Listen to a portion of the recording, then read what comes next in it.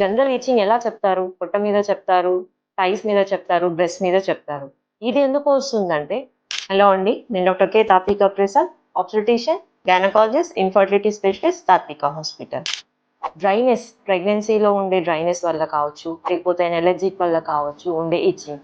ఇవి simple home రెమెడీస్తోనే తగ్గుతుంది.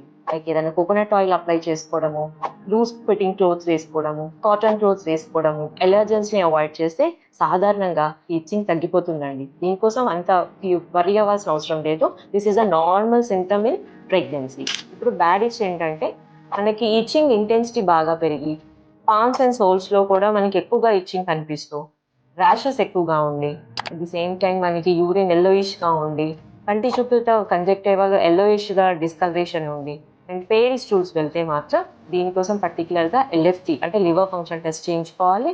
And total serum file acids అనే టెస్ట్ కూడా ఖచ్చితంగా మనం చేయించుకోవాల్సిన అవసరం ఉంటుంది. తద్వారా దీన్ని కంట్రోల్ చేయడానికి ఏదైనా ట్రీట్మెంట్ సజెస్ట్ చేస్తే కన్సల్టెంట్ చెప్పినట్టుగా ఫాలో కావాలి. ఎందుకంటే that is for safety of mother and the baby. Thank you.